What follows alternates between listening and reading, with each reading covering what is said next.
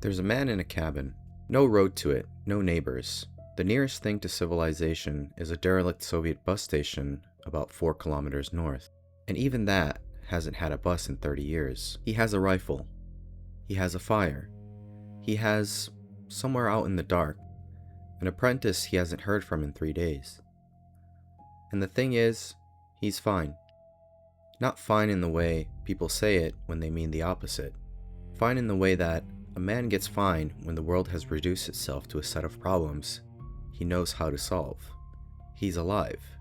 He's the whole sentence. Stalker 2: Heart of Chernobyl is full of moments like this.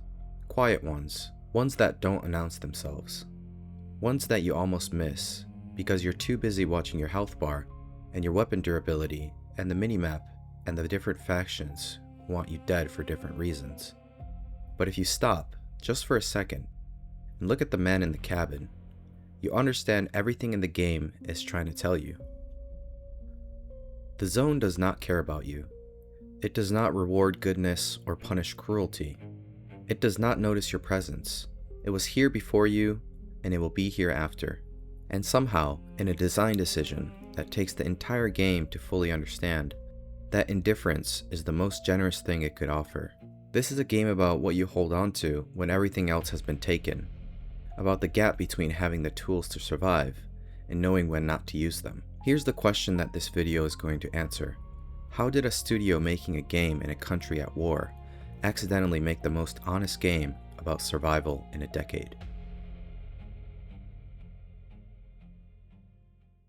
There's a novel, Soviet science fiction, 1971. Two brothers, Arkady and Boris Strugatsky, writing in the margins of what the state would allow. The setup is almost casual in how devastating it is. Aliens visited Earth. They didn't make contact. They didn't announce themselves. They landed somewhere in an unnamed English-speaking country, stayed a while, left their garbage behind, and moved on. The title is Roadside Picnic.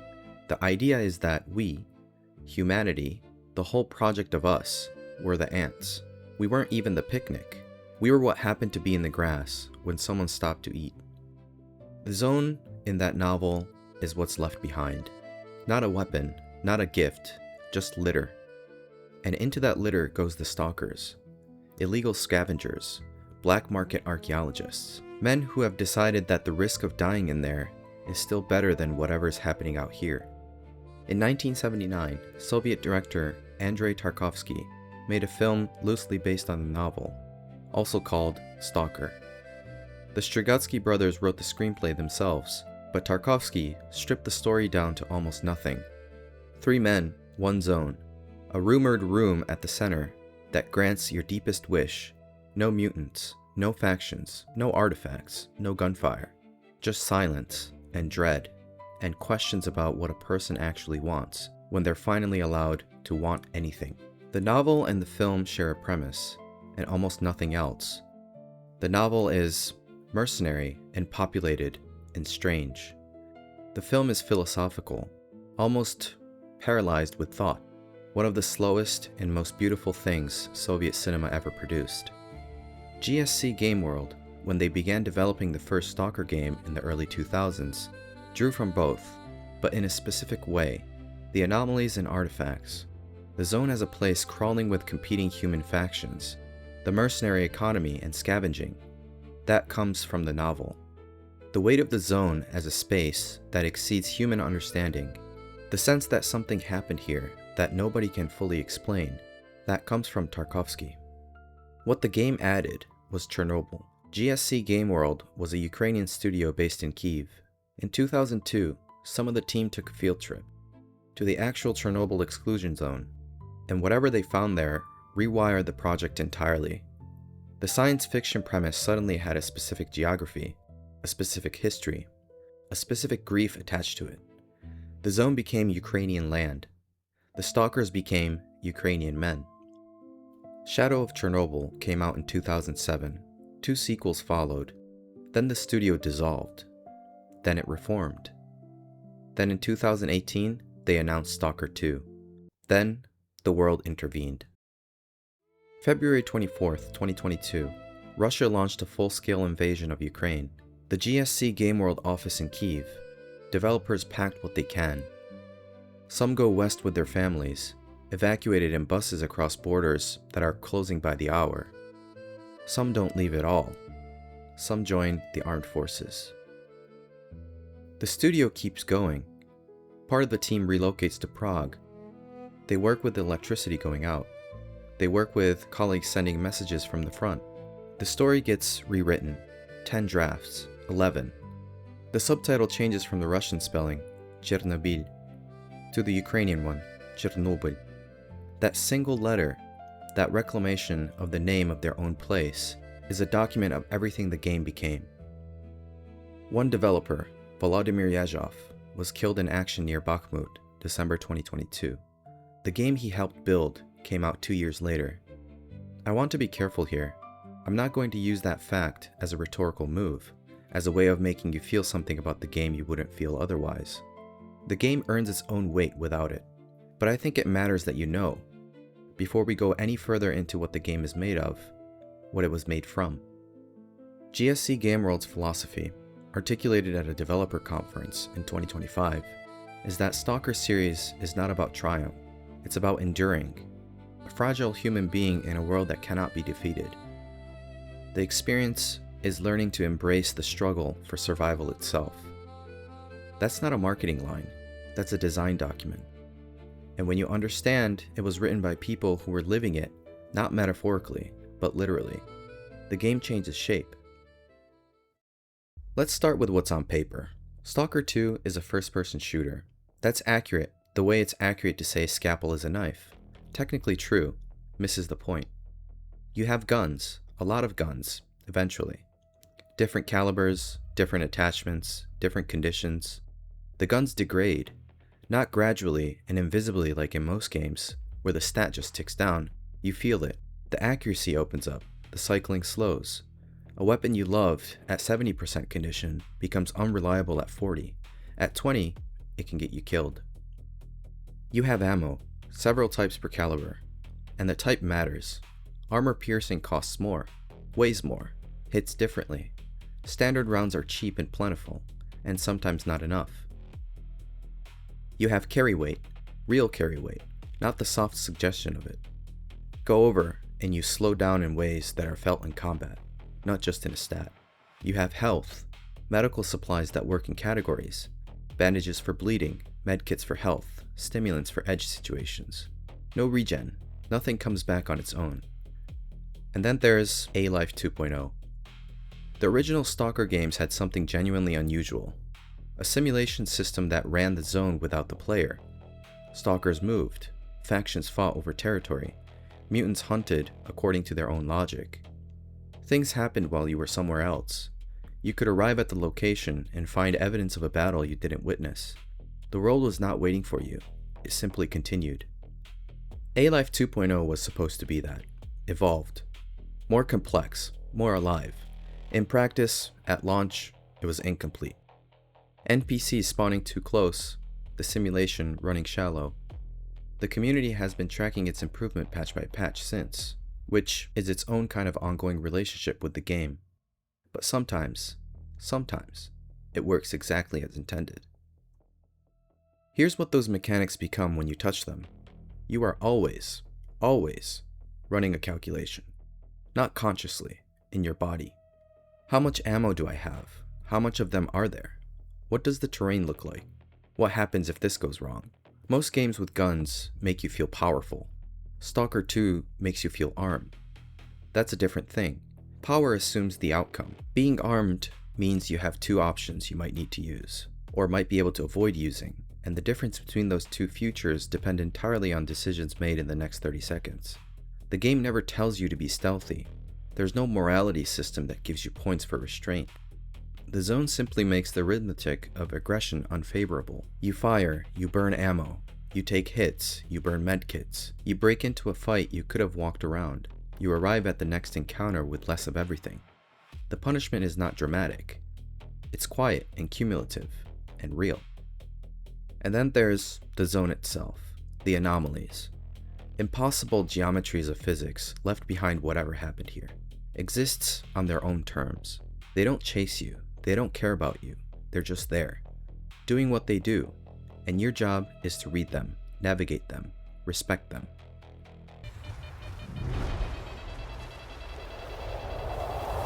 Walk into one because you are watching your minimap instead of the air in front of you, and the zone removes you from the equation without comment. The emergent moments, the ones that feel undesigned, are the best arguments for everything the game is trying to do. A bandit firefight you arrive at the tail end of, bodies already cooling. The sounds of a battle happening somewhere behind your line of sight. The outcome unknown. Nothing to do with you. The world was alive, and ruthless, and scary. You weren't the cause of any of it. You were just the witness. There's something specific that happens when you've studied a language and a culture, and then you find yourself in a game made by people who live that language and culture. You grew up inside it, who are now fighting, in some cases, literally, to preserve the right to call it their own. The stories in Stalker 2 don't have brand names. They have commodity signs. Groceries, bread, hardware. No logos, no marketing. Just the thing the building is for. That's not a director's decision made for atmosphere. That's what Soviet commercial architecture actually looked like. It's an honest detail in a game full of honest details. And to a Western eye, it reads as strange and specific and slightly surreal. To the people who made it, it just looks like what home used to look like. Because that's the thing about the Soviet Union, it's gone. The country that built those bus stations, those unnamed stores, and those mosaic murals on the sides of public buildings, that country dissolved in 1991. What's left of it are the buildings, still standing in various states of decay across a dozen nations, that are now trying to figure out what they are without it. Ukraine is one of those nations, and part of what makes Stalker 2 so specific, so quietly painful if you're paying attention, is that the zone is built from the ruins of a world that no longer exists. And the game was made by people whose present-day country is being torn apart by a neighbor who used to share that vanished world with them. Russia and Ukraine were, within living memory, the same country, the same roads, the same architecture, the same commodity signs on the same kind of stores. The zone is haunted by the Soviet Union the way Ukraine itself is haunted by it. Not with nostalgia exactly, but with the complicated grief of something that shaped you and is now being weaponized against you. That commitment, that extra mile of specificity, does something in aggregate that no single detail can do alone. It produces the sensation of visiting somewhere real, not a game's version of a place with a history that predates you and will persist after you. And you feel it in the sound. The ambient noise shifts within the geography. The swamp sounds like a swamp. The city sounds like a dead city. The underground sounds like something was built there for a purpose that no longer applies.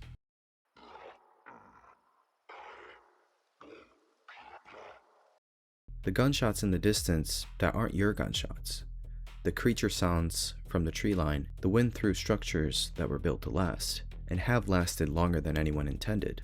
A room where something dangerous is near. A bloodsucker. One of the zone's less explicable residents. The score shifts. Not into action music, into something that doesn't announce itself as music. And then there are the campfires. You find them throughout the zone, small clusters of light and warmth in the dark. Sometimes there are other stalkers there, not enemies, just people who have stopped for a while.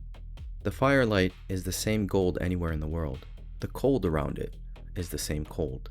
The first human soul you encounter might be an enemy, but at least you're not alone. That simple negation of solitude, the warmth of another person, even a stranger, even someone who might become hostile, is the most powerful emotional instrument in the game's arsenal. Not the explosions, not the anomalies. A fire, two people near it, the dark held back, just barely.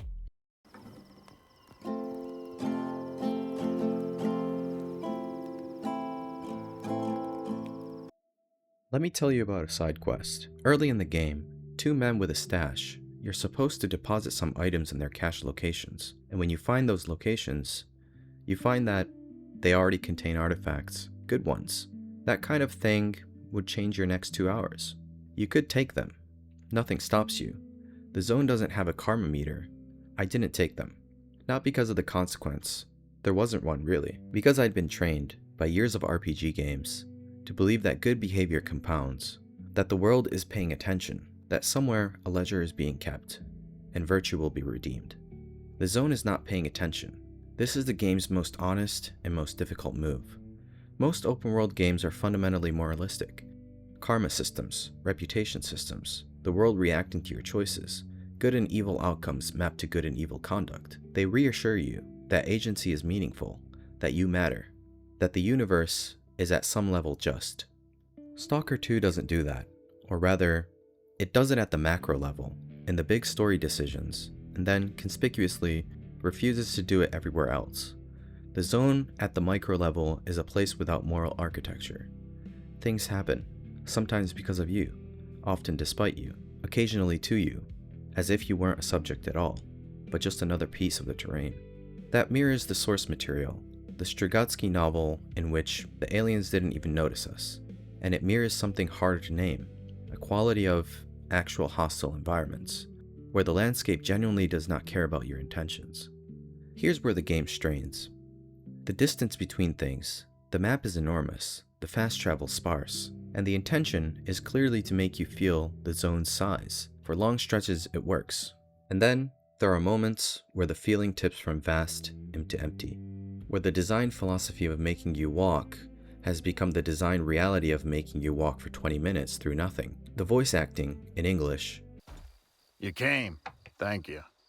flattens the world the visual design builds so carefully. The zone sounds specifically, obsessively Ukrainian, in its architecture, in its signage, its detail. And then, a character opens his mouth and speaks with an accent that could be from anywhere. It's a small break in the spell, but it's a real one. The developers clearly understood this in the Ukrainian language track, where foreign mercenaries speak Ukrainian with foreign accents. That layer of authenticity in English collapses. The story for a newcomer to the series is genuinely difficult to hold. One significant character, a character whose significance is enormous to anyone who's played the original trilogy, arrives carrying a weight of history that the game doesn't fully translate. It's not that the story is bad, it's that it assumes a relationship the new player hasn't had time to build, walking into the third act of someone else's decade-long conversation. And A-Life 2.0, that system that is, on its best days, the most exciting thing in open-world design, is patchy. Sometimes the zone lives and breathes without you. Sometimes you can see the seams, the NPCs performing aliveness rather than having it. These are real failures. They matter. I'm not going to soften them. But here's what I keep coming back to. A team of developers, part of them in a war zone, part of them in a temporary office in Prague, their colleagues at the front, their electricity unreliable, their country on maps being redrawn by force. That team made a game about enduring, about surviving in a world that doesn't care whether you survive, about the thin warmth of another person, near a fire in the dark. I don't know how much of that was intentional. I don't know how much of the game's emotional texture is deliberate design, and how much is people working under conditions that made certain feelings unavoidable. The line between what you design and what you are gets blurry when the stakes are real. What I know is that it landed.